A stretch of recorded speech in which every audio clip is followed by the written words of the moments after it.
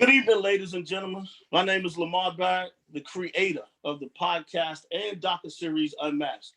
Being a former high school and college coach for more than 22 years, there are so many untold stories behind the scenes as a college basketball coach. Unmasked was created for the basketball fan that wants to know the behind-the-scenes activities that go on as a college coach. For the young aspiring coach that wants to get into the profession but thinks coaching is what they see on TV, when coaches are wearing that shiny suit it's wearing that shiny suit and having the team and out calling timeouts. Also, Unmasked was created for the professional, and that professional is that you can take tidbits to better their career in which the field that they work. So tonight, Unmasked, it presents what's the game plan, unmasking how to break into the profession and networking through the process. The creator and moderator for tonight's roundtable is Carolyn Smalls. Now, Carolyn hails from Long Island, New York. And recently I found out about this 6 weeks ago when I first met her on a Zoom. She actually stayed about 2 or 3 blocks from me while I was at Hofstra University. So it's a small world anyway. She attended Salisbury University in Salisbury, Maryland. She currently resides in Baltimore, Maryland, and teaches physical education in Howard County Public Schools, where she's also completing her master's degree.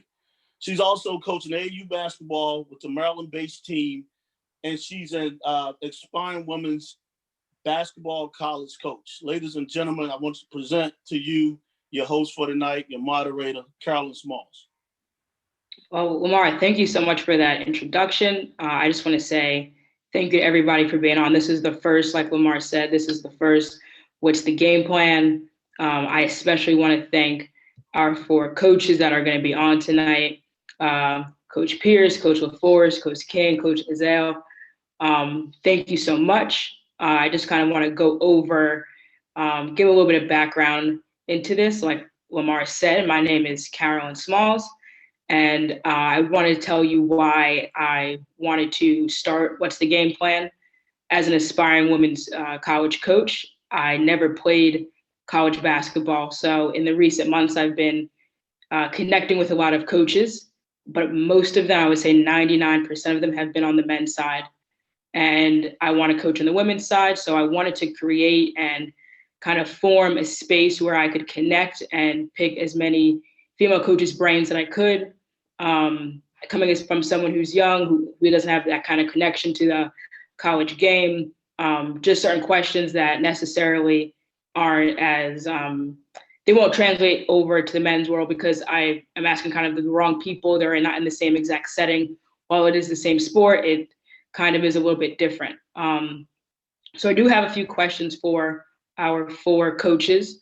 But before we do get started, in no particular order, if our 4 coaches would like to introduce themselves and give us a little bit of background into them as well, that would be great.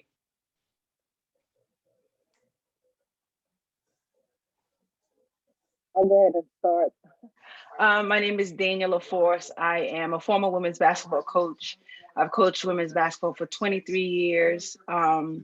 Started out at Long Island University as a graduate assistant coach right after graduating from Georgetown, and stayed in the game up until 2019.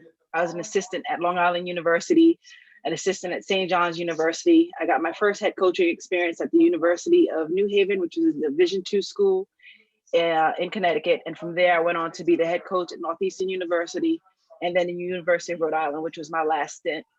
Currently, I own a basketball training company.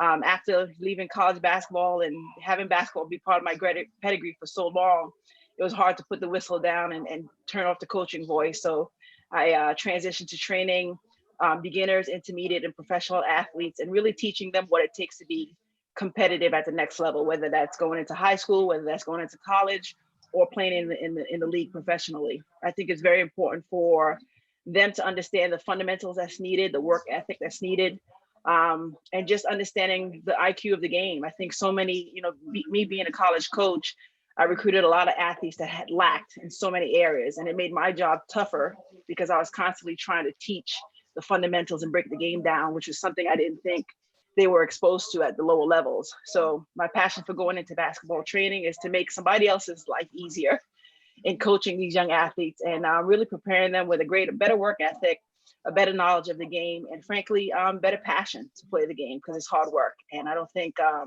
college students understand that until it's too late, until they get onto your campus. So that's my goal. That's my passion. Very happy to be with you guys.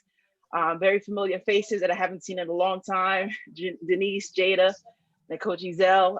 Just happy to see you guys after being out for so long. It's just good, fun to share this time with you. So thanks for having me.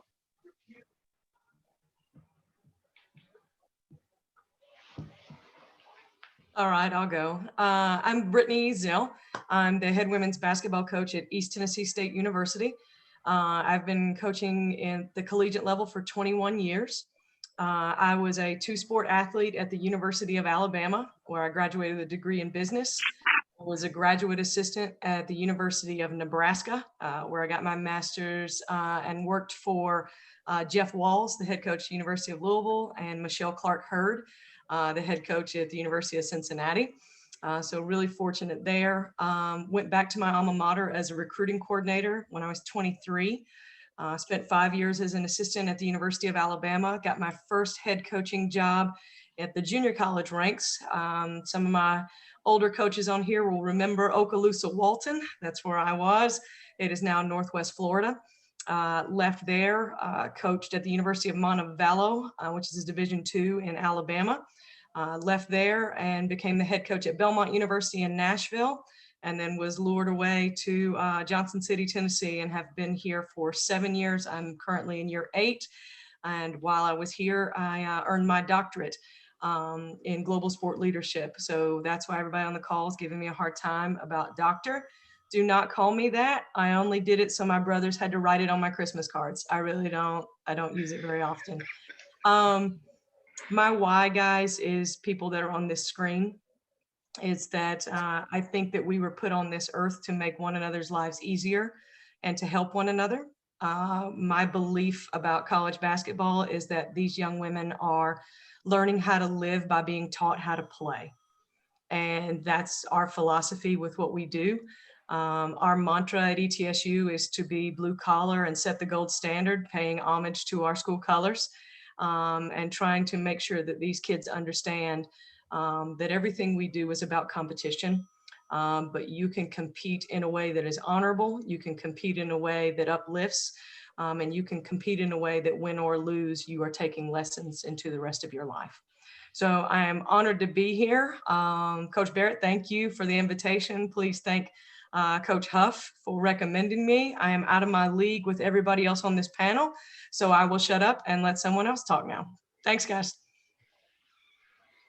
All right. You're definitely not out of your league. I'm Jada Pierce. I'm the head women's basketball coach at Niagara University in the Metro Atlantic Athletic Conference.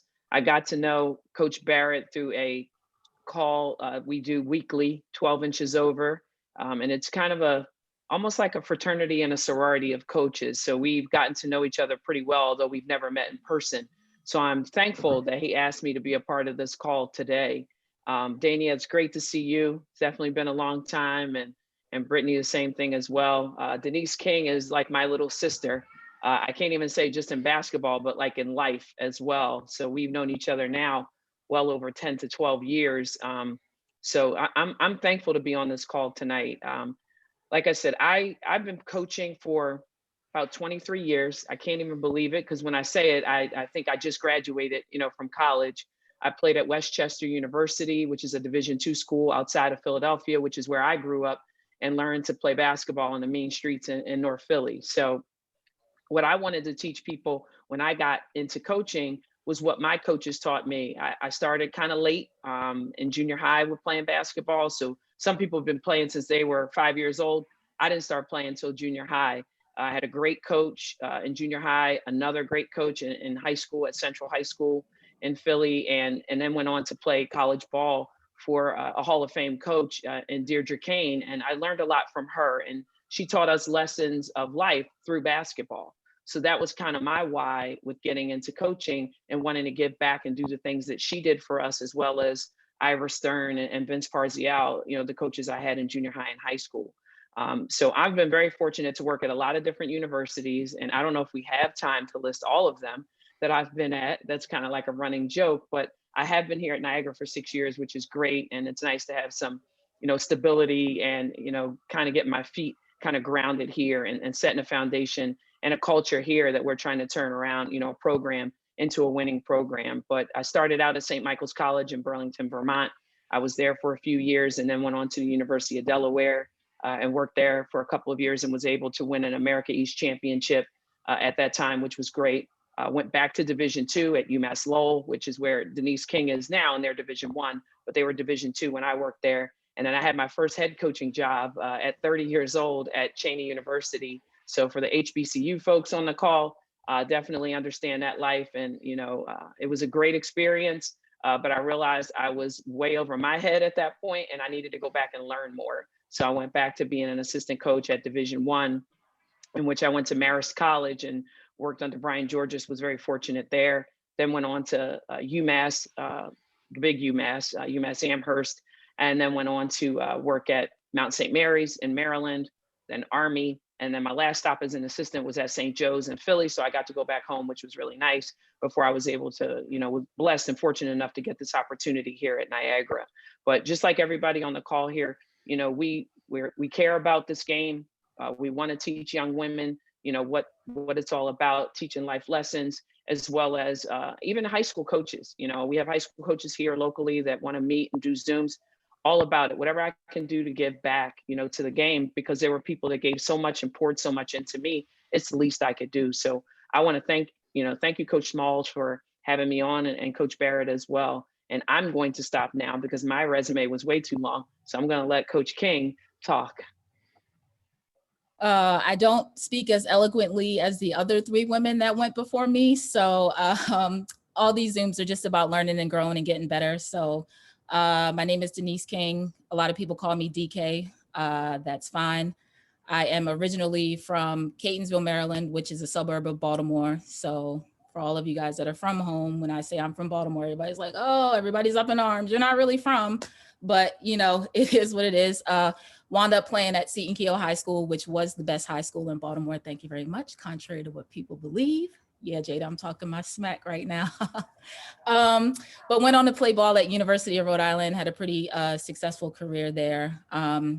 Wound up going back home to coach a year with my high school coach and coached some pretty talented students at the high school level and at the AAU level.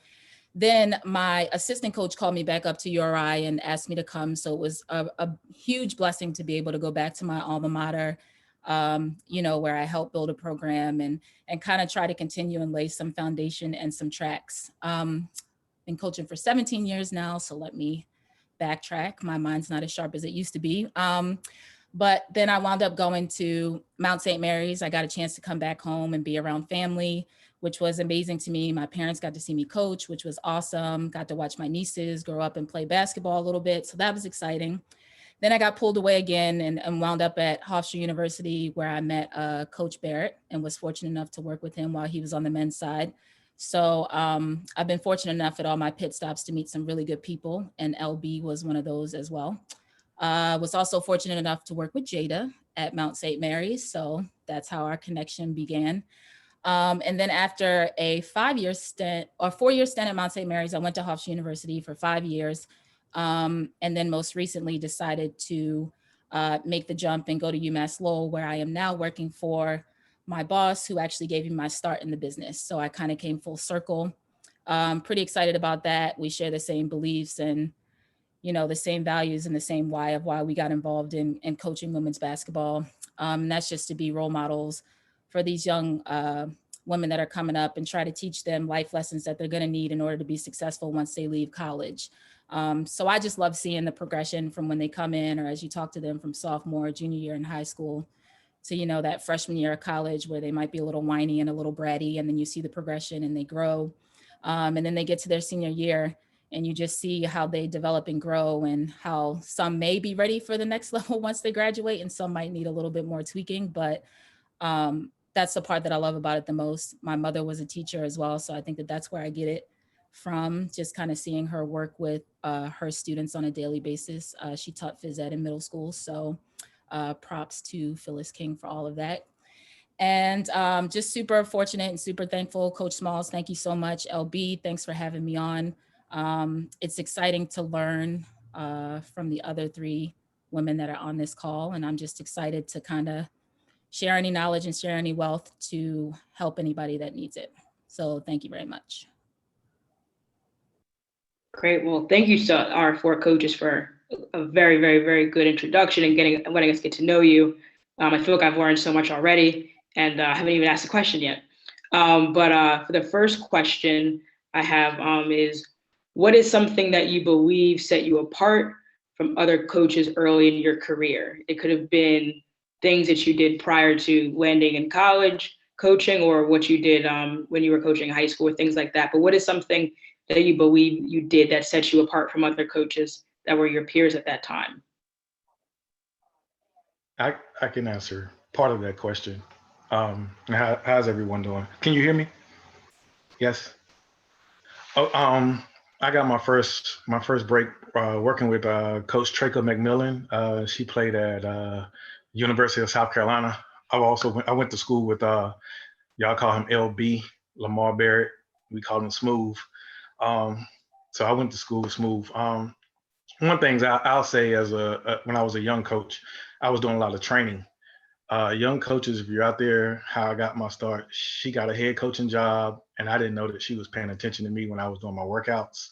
I was in a big facility, and she would come by and actually watch me do workouts. And she offered me the job from me doing workouts. I was doing AAU at the time. So that's how you never know when somebody's watching. So if you're doing workouts, make sure you're going hard and doing everything you're supposed to do, the correct things you're supposed to do, because you never know who's watching and you never know when the opportunity comes. And that's how mine came. It was just, I was grinding and trying to do. And actually how I got started coaching women's basketball. We all got together. Y'all might remember Delaney Rudd at the time. I was coaching the league program with Delaney Rudd at the time. And we just wanted to put North Carolina girls basketball on the map. And so it was a lot of us that just kind of dug hands in and trying to go out, hit the circuit. And that's what happened. Like I said, I was in the gym doing workouts, grinding, and she said, I got a position open and you're what I'm looking for. That simple. For me, I started coaching right after I graduated college. So at the time, I was a graduate assistant coach, and my first introduction to coaching was being more of a buffer between the head coach and the players. I was able to be the glue that kept most of the kept the program going. While I was at Long Island University, I went through 4 different head coaches, and I was always retained by the next coach in administration because I had such a great relationship with the players, and I got them to really buy in and to work hard with whoever was coaching at the time. So my first introduction was just the importance of the player-coach relationship. It's something that I really, really valued. I love being a mentor to them. I love being a role model for them. I loved helping them through issues, off the court issues, things that had nothing to do with basketball, but once you help them through it, they became better players. That something was just so fascinating to me, how influential I could be in a young person's life. So throughout my coaching career, I think because of my ability to really connect with the players and get them to play hard at the time for the head coaches, I think that's how I was able to really propel in becoming a head coach so quickly, because I was always involved with championship building programs that started at the bottom in their conference and made its way all the way to the top, simply because of the chemistry and the camaraderie and the coachability that the players exhibited. When I started at LIU, we were one of the worst teams in the country in RPI rankings and ended up winning the Northeast Conference. Same thing when I went to St. John's, we were at the bottom of the Big East. And, by the time I left to take a head coaching position, we were top 3, top 4 in the Big East. When I took the job at Northeastern, again, another program that involved rebuilding, I think I had set a reputation for myself to be a game changer and be someone that really valued the dirty work and the intangibles it took to really turn a program around. 8 years later, after leaving Northeastern University, we were, at the top of the CAA, one of the better teams in the CAA. So I think for me, my niche was always being a rebuilder, someone who really took the time to invest in the student athletes, to get them to be great players, to get them to really buy in and believe in the process. And I think that was just because of what I've been through. So I think that really separated me from a lot of coaches at the time. I really understood what it takes to grind, to really rebuild, to start from the bottom and work your way. You work your way to the top by having players who believe in you, buy in, and would run through a brick wall. I always said my players would run through a brick wall for me. I'm a mother. I have 2 sons. One is now in his 2nd year with the LA Clippers.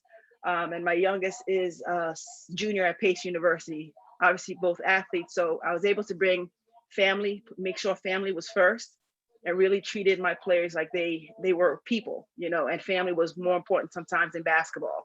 So I think that aspect of who I am, being a mother first and a coach second, I think really helped me become a successful coach in the business. Obviously, I'm not coaching now, and I won't say I won't ever coach again, but you know, sometimes, you know, God closes one door and opens another. And I think his timing is perfect. At the time I lost my job at the University of Rhode Island, my son was entering the NBA draft.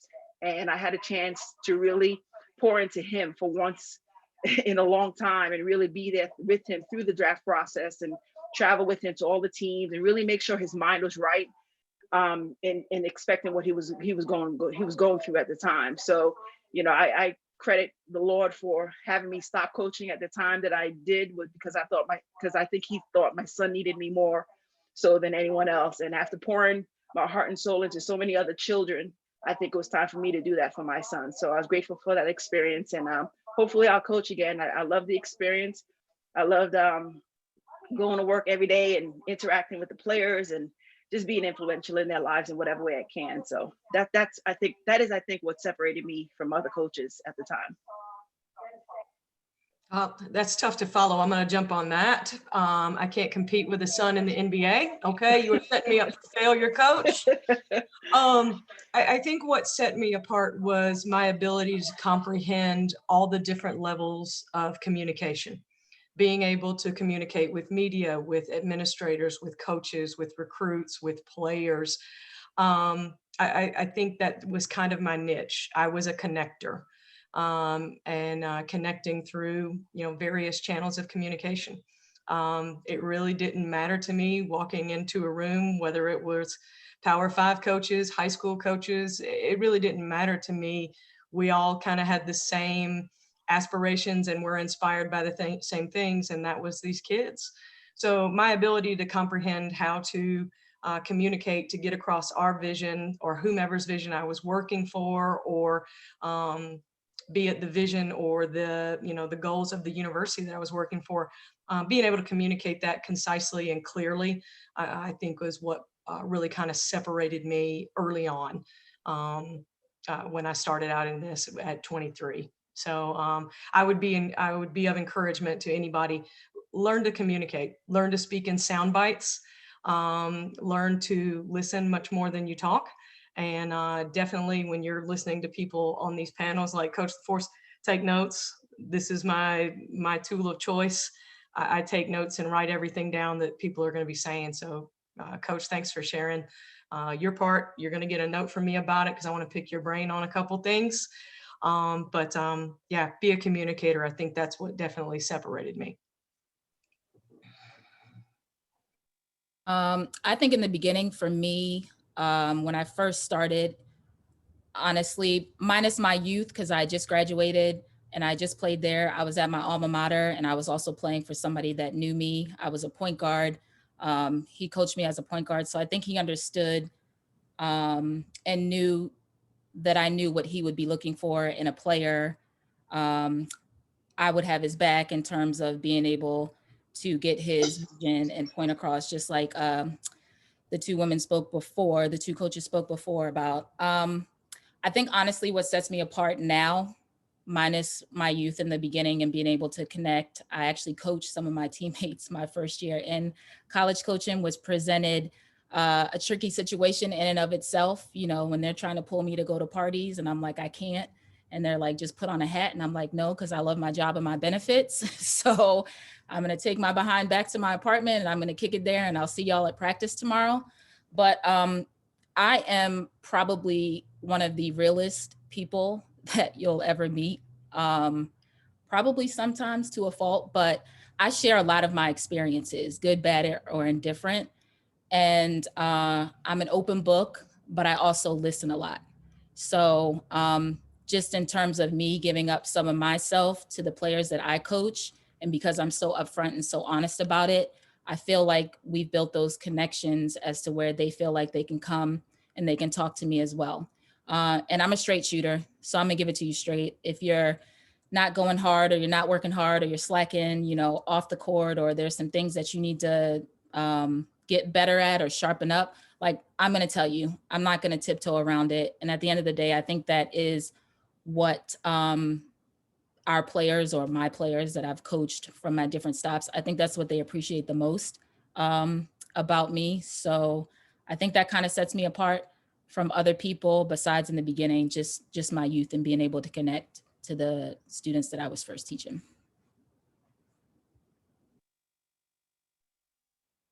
Okay, I'll go. So in the beginning, my first job was at St. Michael's College, and we actually played them my senior year. And they came down to our tournament at Westchester. I had never heard of St. Mike's, didn't even know where it was located.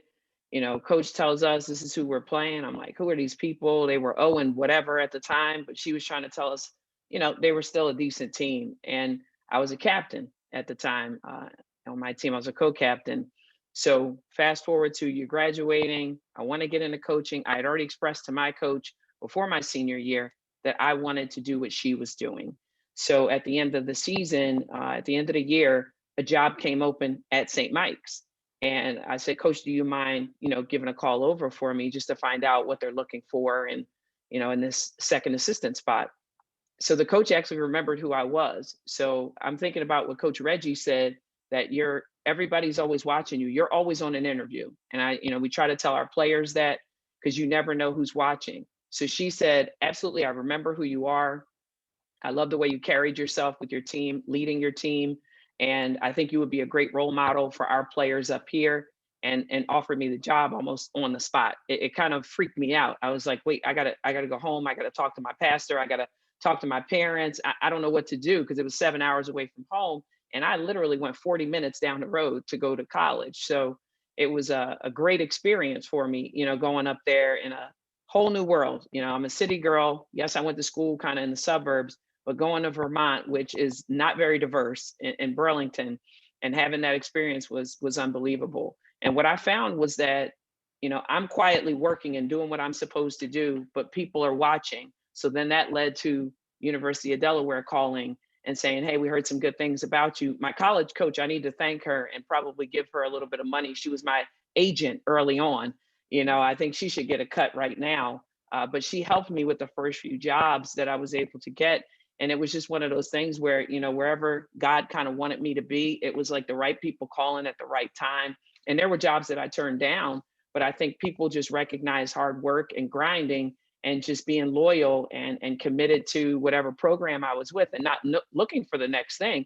It just kind of found me. And every coach is like, hey, I want you to be a part of my program because I love the way you carry yourself. I love the way you do things. You work hard. You're at these tournaments. You're taking notes. You're not talking to people, talking to a lot of people. You're paying attention. And I think young coaches need to understand that, number one, is not about the money that you think you're going to get. You're going to get paid, what, 50, 60K, get a car, get a phone, and all this stuff.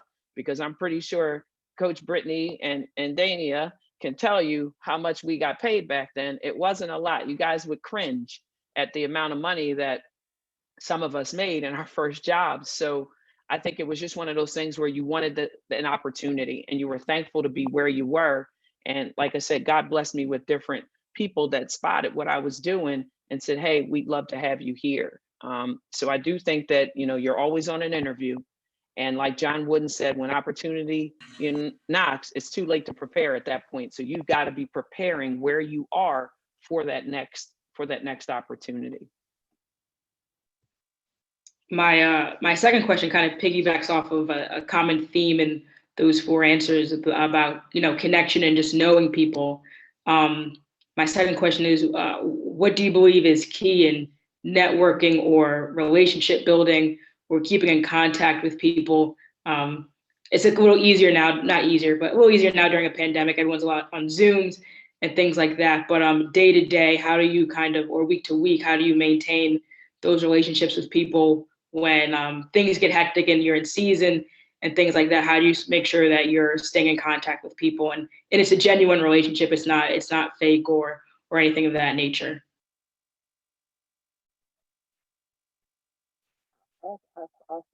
For me, and I'm sure a lot of the coaches on this call could attest to this.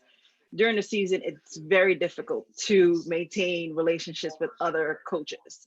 First, you're in a competitive mode. And second, you want to make sure you're giving most of your attention to your daily business, whether that's practice planning, game planning, reviewing games, getting ready for the next game.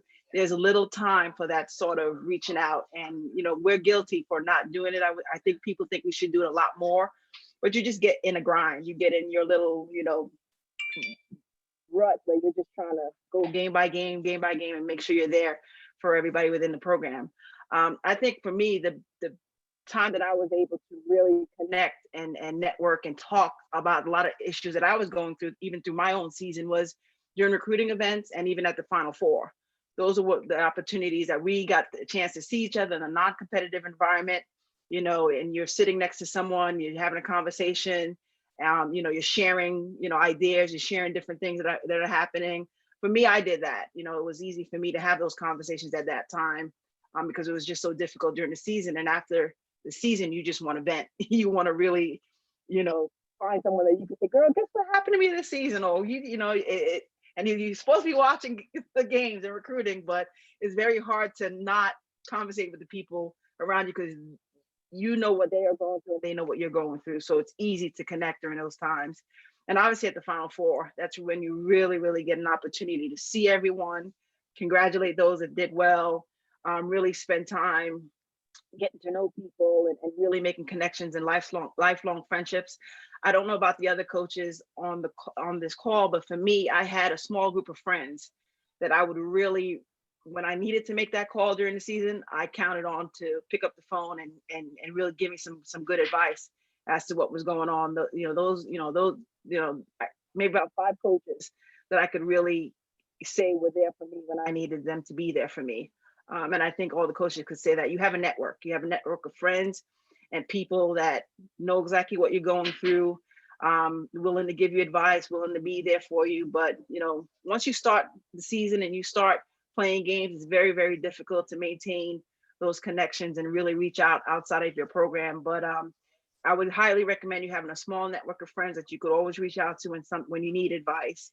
And also taking those opportunities on the road during recruiting events. I'm not saying not focus on the games that you're watching, but say hello to people, conversate with people. You're all going through the same thing, the travel, the grind. And it's just good to let people know that that you're there for them. So that would be the advice that I would give. Following you again, you're killing me slowly but surely.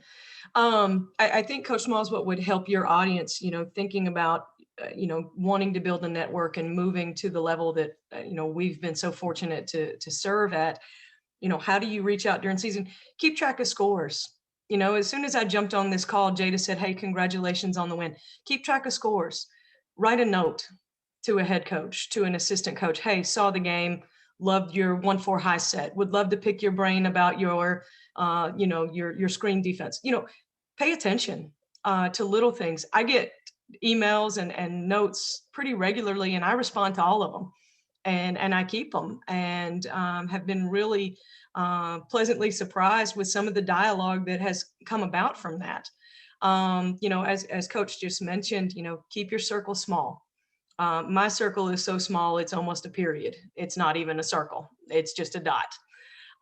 So there's people that, I trust. I'm in a fantastic organization called Embrace Us that's bigger than basketball, that I'm able to speak to a lot of men's coaches, women's coaches that are from high school to prep school to JUCO to D2, D3 that are nationwide.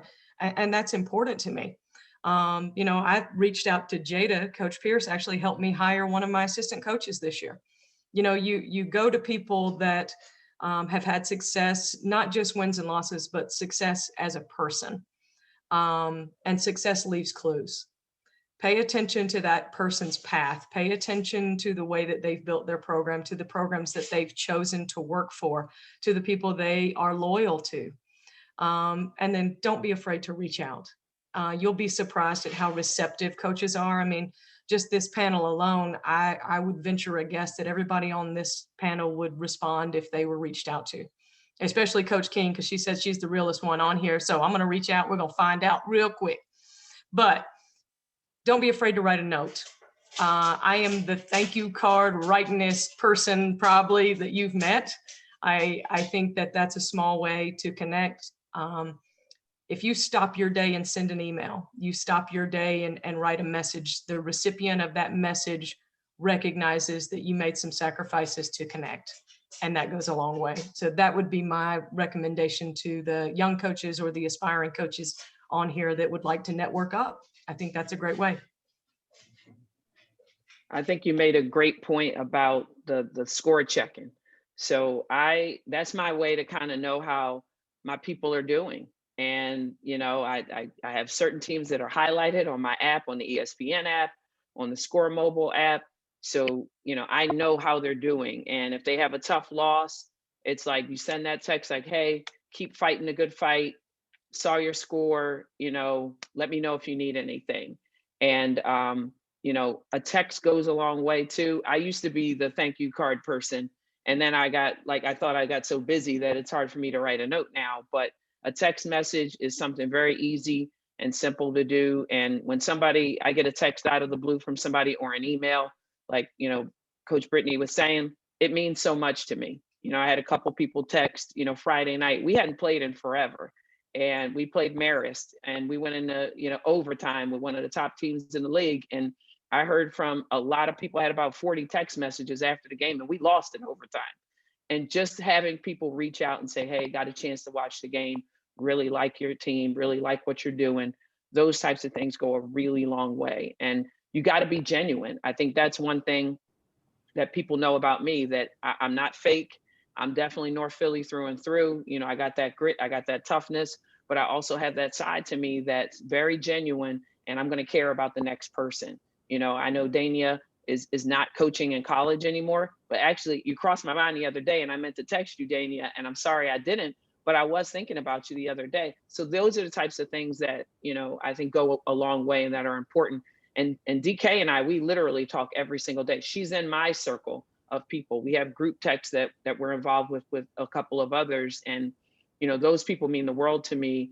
And they're the ones that I go to when I'm, you know, struggling with some things. And I also have my mentors that I worked with and for, you know, like Cindy at St. Joe's or Brian Georges at Marist, that I know I can call anytime too. So just being genuine, sending a note, an email, it all goes a very long way in this business. Yeah, just to piggyback, I mean, everybody wants to know that they're being thought of. So however you make someone feel special, whether it's a tweet, whether it's a DM, whether it's a text, whether it's an email, whether it's a note, the fact that you thought about them makes, I know it puts a smile on my face in the daily grind of, you know, the everyday and the repetitiveness of it all. But in addition to keeping your circle small, and I know we all get into, and it's tricky now because of the pandemic, but even though you are in a competitive business, it's okay to talk to the opponent before the game, you know? So you can go over, and if you do or don't know anybody on staff, I mean, if you obviously know somebody, it makes it a lot easier, it makes it a lot better. But even if you don't, just a simple conversation of, how are you guys doing?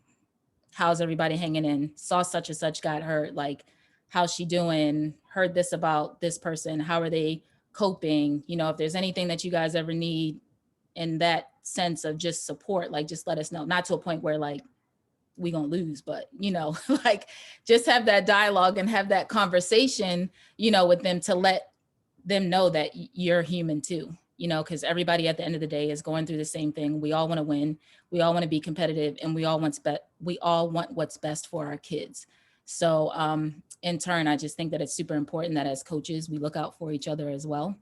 And then as you're longer in the business, the longer that you're in the business, the more things will sift through, and you'll be able to kind of really shrink your circle and know who those people are that you can really count on day in and day out.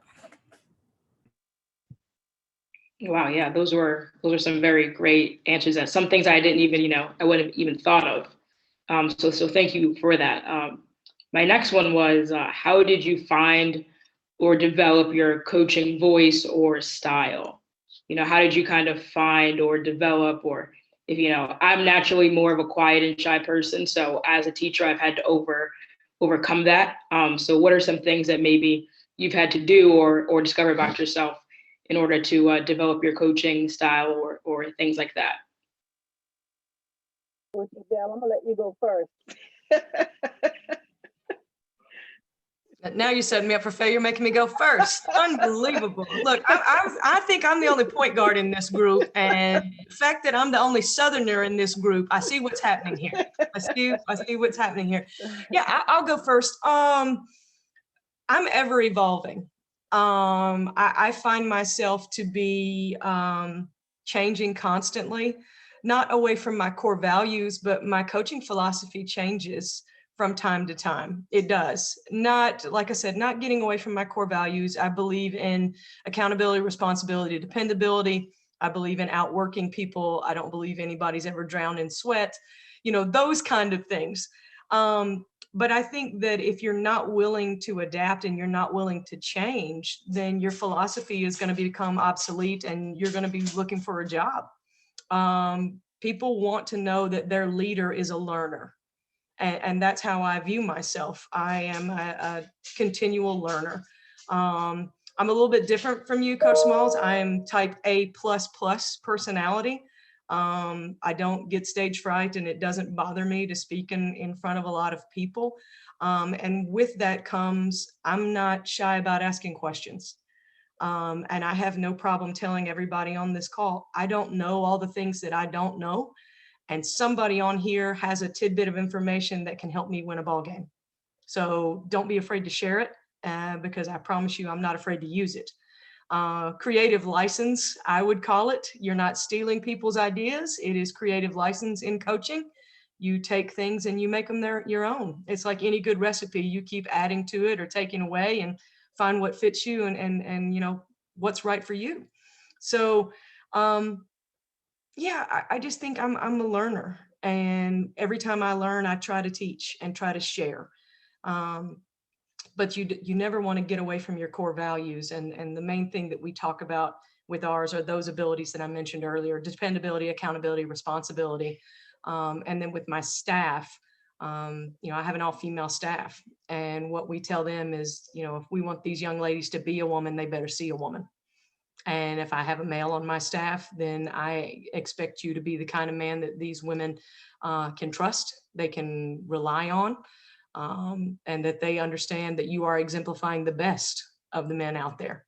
So that's kind of where I am with my coaching philosophy. I'm not going to tell you that I'm married to one style or another. I just like learning about the game. I can coach for years on end and still not learn all there is to know. So that's the cool part about our job. I think it's super important to kind of humble yourself and come in not thinking that you know everything as a coach, because even as some young coaches, you come in and you think you know everything, right? You just got done playing. You're like, oh, I know this, I know that. Well, you don't. So just, settle and kind of humble yourself. So I think it's important that while wherever you are, whatever university, whatever level that you are at, it's important that you learn from those around you. So I agree with Coach about just kind of sticking to your core values and adapting as the time changes, and also adapting to the player. You have to pay attention to the kids that you're coaching, and you have to pay attention to how they like to be coached. What are triggers for them? How you can relate and build that relationship as to where they trust you enough in order to listen to you. So I was a point guard as well. I know I'm a little bit quiet on here right now, but I was a point guard. Whoop, whoop, shout out. So I don't have a problem being vocal. I don't have a problem with being a little bit harder on you as a player, and especially the point guards, because you're a reflection of me at this point. But with every hard critique or with every hard coach that you give them in every moment, you have to come back and you have to praise them and you have to give them props and you have to build them up. So just as much in some cases as some people see it, you break kids down, you also have to build them up and give them some positive words of encouragement and positive feedback. But just always be open. Don't think that you know everything. And there's always a time and place to learn and to grow and to better your craft from whomever you're talking to. So don't think that you're above anybody in any situation.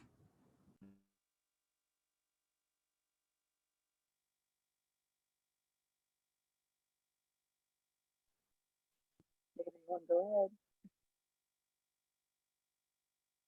Dania, you can go. My dog was acting crazy, you guys. He's Oh, like okay. barking at somebody outside. So go ahead. ahead. Okay. I agree with everything that's been stated, so I'm not going to repeat anything. I think they're great points that have been made. My point that I would stress, and that's just from no longer coaching and probably would have done things a little bit differently than I did in the past. I think as you go from the role of being an assistant to head coach, obviously your time is limited. You have more responsibilities. You're, working on alumni stuff. You got to meet with the AD. There's budgeted and stuff that you're responsible for. You have to manage your staff.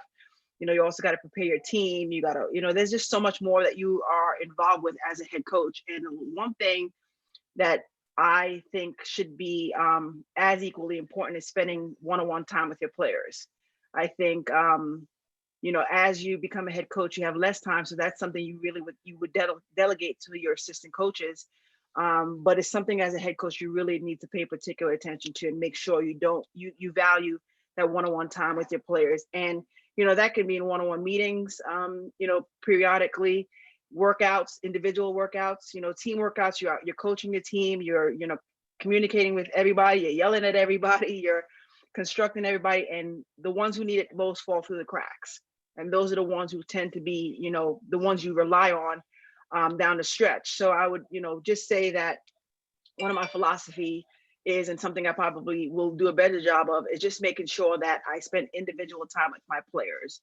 And I think to kill two birds with one stone, as a head coach, take more responsibility with the individual workouts, work out your players, carve out some time with everything else you have going on and work them out. They hear your encouragement, they hear your voice, and they want to hear you. As valuable as your assistant coaches are, as valuable as you may think they are, the players want to hear from the head coach, so find opportunities to have those one-on-one conversations in the airport, if you're traveling, individual meetings, during workouts. I mean, they would love for you to tell them for an hour how great their shot looks, how great, they're how well they're doing, how, because you don't have that opportunity when you're worried about 12 to 15 players. But those one-on-one opportunities, they need that, they'll value that, and in the long run, it'll help your program tremendously.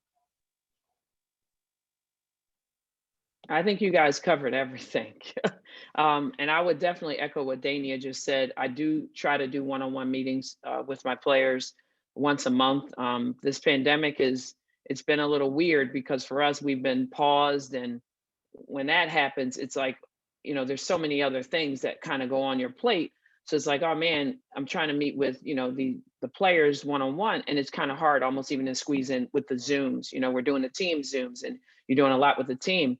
But I'm kind of a little bit like you, Coach Smalls. When I first started out, I was very, shy, with some things and even with just trying to instruct, the players and stuff. So the more I was able to have, workouts with them, talk to them about basketball life, off the court, the better my voice got. So every year I felt like I got better with communicating, with our players and stuff.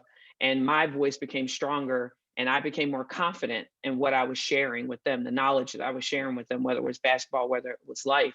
But as you go along, especially when you're a head coach, I miss being an assistant sometimes because I felt like I was closer with the players as an assistant. And you become the head coach and it's like, they like, oh man, the big cheese is upset with me or, whatever. And it's like, no, I got the same love for you that I would as an assistant, but there's just that little bit of, space there being a head coach, and I know Dania can really, you know, talk about that, especially, you know, Coach Brittany too. Like it's just different. But I do miss those times when I could really just say, hey, let's go grab lunch, and there was no, oh goodness, am I in trouble? You know, that look. It was more like, oh yeah, coach, let's go, let's talk, you know, that type of thing. But I think you'll be fine the more you go on, because you do sound similar to how I was when I first started. It's like, whoa, like, all right, what am I supposed to say? What am I supposed to do?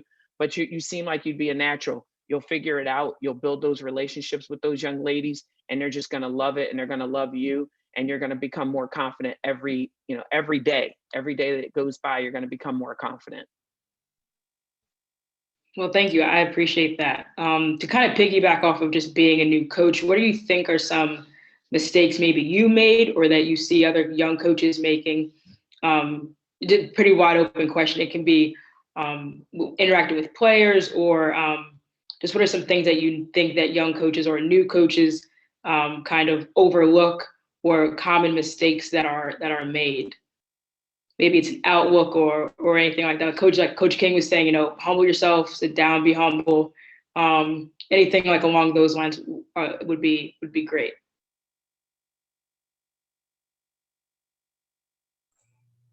Did you just say sit down, be humble? Are we quoting song lyrics now? Am I supposed to speak in song lyrics now? Because I will. I got no problem doing that. Is that where we're going? If you want to, go right ahead. If you want to. Like I told you guys, I'm the only Southerner on this call. You're not gonna know any of the songs that I quote, so y'all are done. Y'all are done. This is no. What are some common mistakes?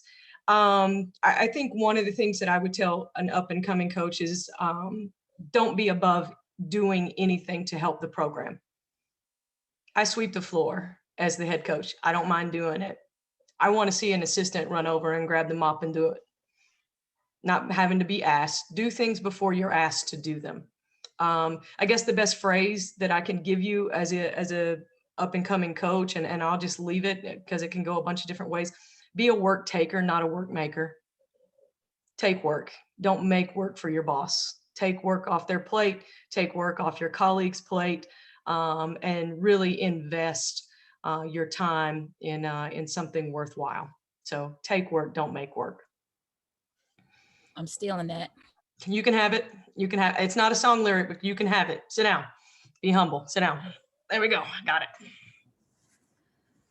it. Just sort of kind of along those same lines, my sister used to always say to me, who she also was an athlete as well, but are you helping or are you hindering?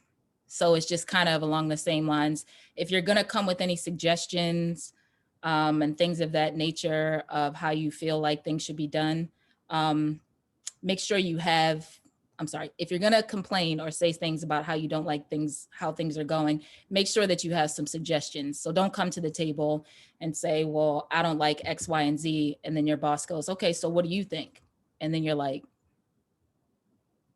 I got nothing, you know? So if you're going to do that and you're going to try to insert yourself and have a voice, I would just make sure that time and place, definitely time and place, but also have some things in your back pocket that you're ready to back up whatever it is that you're trying to fight for or try to get your point across. One other thing I would just say in terms of on the road recruiting, I know a lot of times, like a lot of new assistants like to travel together with their buddies, you know, and kind of just like bounce around and be like, oh, where are you going? And if your schedule says you're supposed to be going to court 1, but all your friends are going to court 3 and you wind up going to court 3, it's not being a good assistant, you know? So I haven't been in the business as long as, you know, the other 3 women have, but I've definitely seen some of that in some cases when I first started, you know, working with some of my friends, in addition to just being in the business and going forward. So don't be afraid to kind of separate yourself from your friends because you have work to do. I mean, if you love your job, you're definitely going to stay on top of your job. And you're definitely going to make your life easier and the program better and your boss's life better. So it's okay to separate yourself, but those that are true to the game will appreciate it. And then you guys can meet back up later on and kind of kiki and do all that good stuff. So.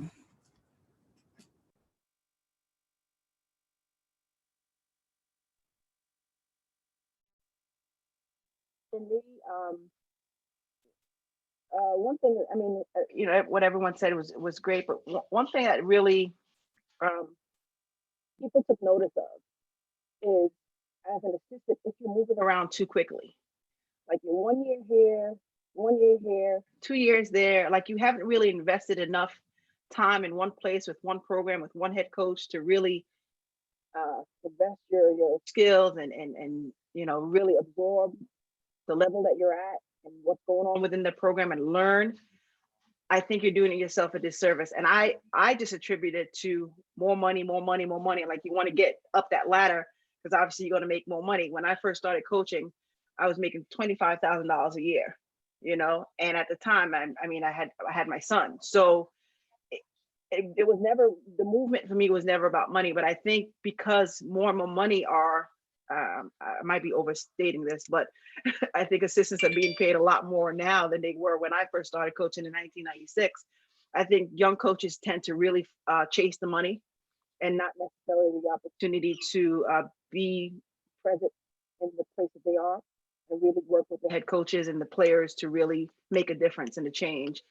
It just, I don't know if the other coaches feel the same. And I don't mean, you know, after, you know, 15 years, you have 4 or 5 places. I don't mean that. I mean, year 1, you're here, year 2, you're over there, year 3, you're there, year 4, you're there. I mean, it's just, I think moving way too quickly and not really being in the present and really being there, lending your skill and learning the game from one program at a time and really going through it, the wins and the losses with that program, you know, from rebuilding to championship level or being a championship level. And now you're starting all over again. I think those are valuable things you learn as an assistant coach that will make you an even better head coach and an even better coach overall. So sometimes I think young players try to chase the money too quickly and move too quickly, and people notice. People notice. I've, you know, reviewed a lot of resumes, and the first thing I said, wow, they've been all over. Look how many times they've left. It shows that you're just not vested. You don't buy in, and you're chasing something. So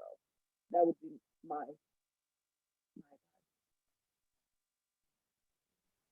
my point would be, and I do agree with what everyone said.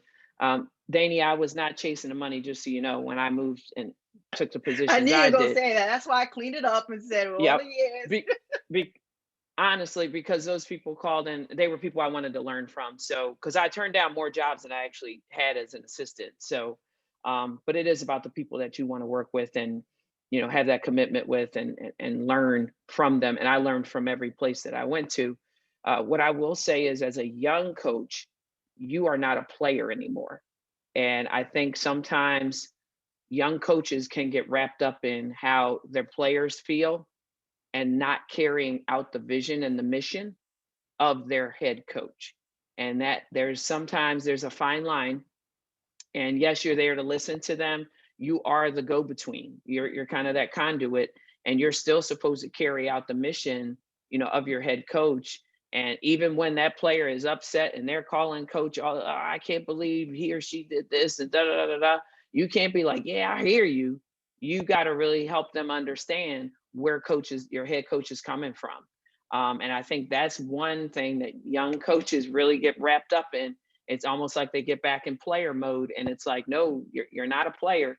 You're here to help our program, and you're here to make sure that the players see, you know, what the vision is, and even in those tough moments, to help them understand, you know, what the goal is, what the mission is, you know, of the program. And I think that's something that kind of falls by the wayside sometimes with, you know, with young assistant coaches. But everything else that has been said, I totally agree with.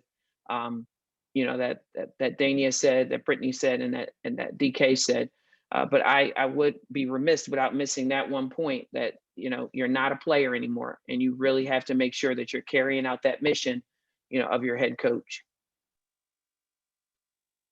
Yeah, those are some things that I've thought about, and so it was great to kind of hear people who are living that life and in the profession I want to be kind of echo those same things, and teach me many new things. I have one more question before we wrap up, and that is, what was expected of you to know X's and O's wise, or scouting wise, or on the floor actual coaching? Kind of what was expected of you when you were an assistant, And if you've transitioned from an assistant to a head coach, what was just kind of, it doesn't need to be all of those, but you can pick one thing, maybe it was on the court or scouting wise, but what is one thing that that was expected or you expect of coaches that you are bringing on?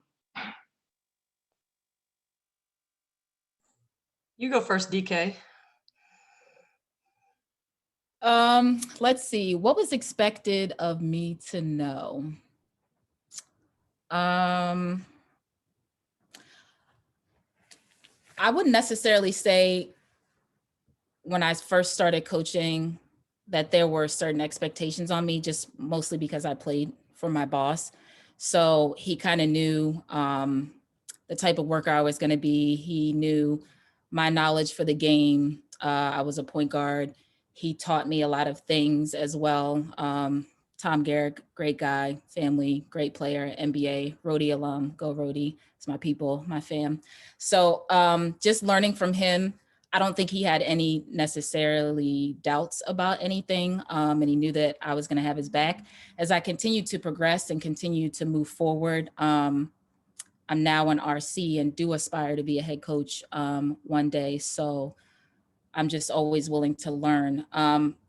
But the higher up you go, the more information. So you have to learn a lot more of the ins and outs. So the rules you have to know, compliance wise, you can't be breaking rules. Some people are brought into some programs to specifically do scouts. Some people are brought on specifically to be a recruiter. I don't necessarily fully agree with that because I feel like you're getting cheated as a coach and you can't fully develop.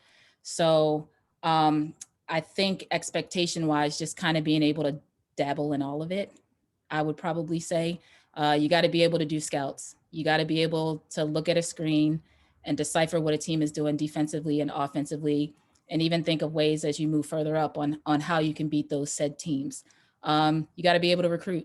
You got to be a good communicator, which I think you've heard about that a lot on here as well. So you have to be able to recruit from, parents down to 15, 16-year-olds. You got to be able to adapt. You got to be able to adjust. You got to be able to adapt to certain situations and be professional in some cases and maybe let your guard down a little in some. But I think the expectation is to just be good at what it is that you're good at, in addition to learning and growing more within the game.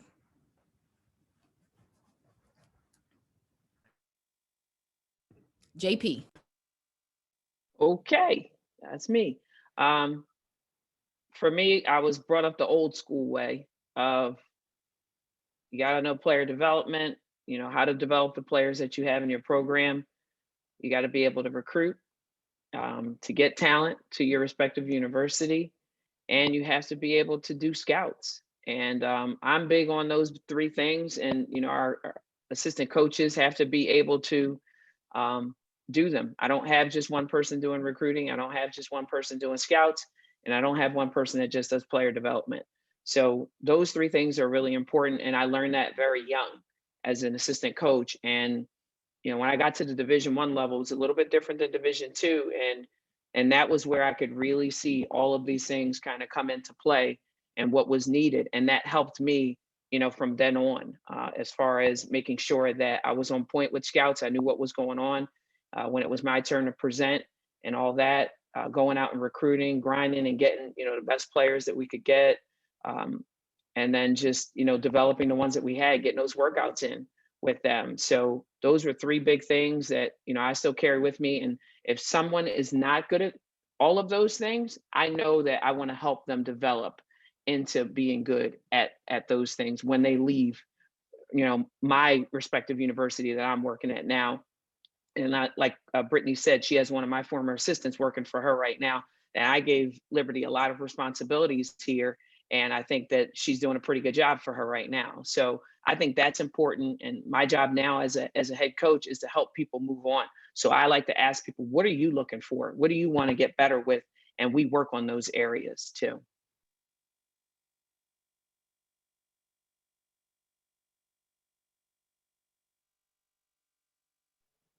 Dania, you're it. This is fun. I miss this, guys. I was just laughing because I think the answer to your question is, what do you need to know X's and O's wise? Everything.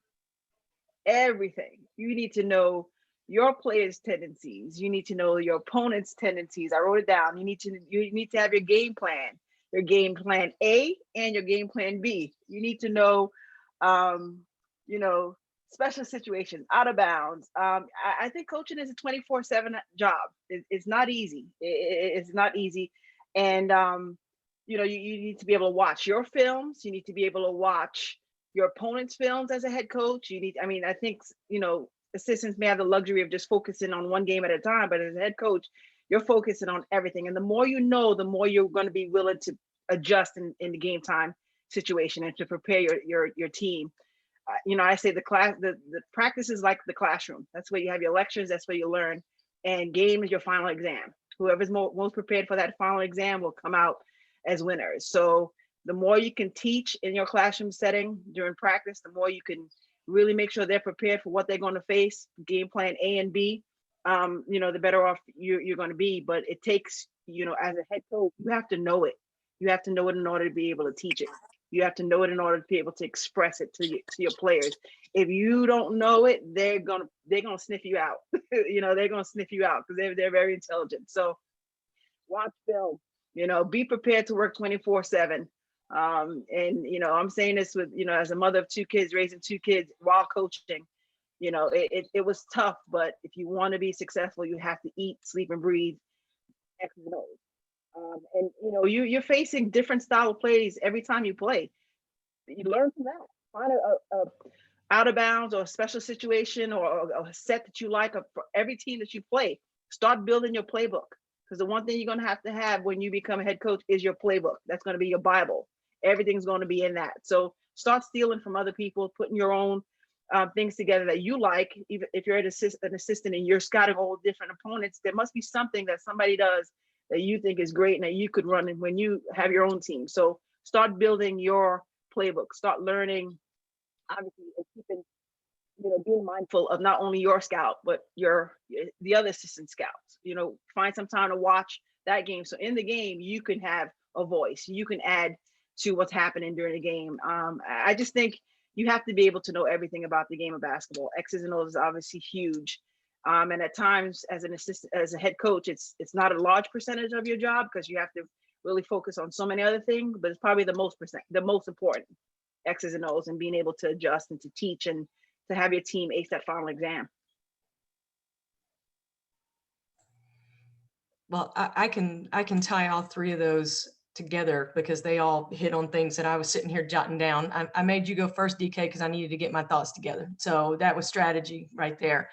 I'll take it from a hiring perspective. I'm only going to hire people that can teach. And I'm going to hire people that I can trust. And I'm going to hire people that want to learn. And I'm going to hire people that don't want to be pigeonholed, like DK said, as just a recruiter or just an X's and O person. You need to know all of these things. Like Jada said, like Dania said, I mean, you got to know these things. And you're not going to know it right away. And it goes back to what you said, Coach Smalls, be humble and ask questions. I want inquisitive people on my staff.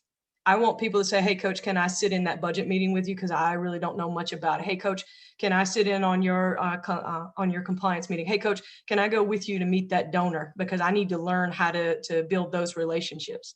I think those kind of things are important. Basketball is the most overcoached yet undertaught game there is. Everybody thinks they're a coach. Everybody thinks they're a trainer. Everybody's got a bag full of cones and jump ropes and chairs and weighted balls, and they shoot with foam rollers for some god-awful reason. What wins games is very simple, and it's the same thing that's won games since the game was invented, okay? It's trust among players. It's trust from player to player, trust from player to coach, and then there has to be a shared mission. And oftentimes, I think what we do is we confuse our methods with our mission. Our mission is the same all over the place. We're all coaching because we enjoy winning. We enjoy impacting kids.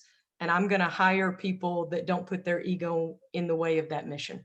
I'm going to hire people that support that mission, no matter what school I'm at. You know, and everybody on here, if you were to ask the question and say, hey, what's your dream job? Somebody would have an answer.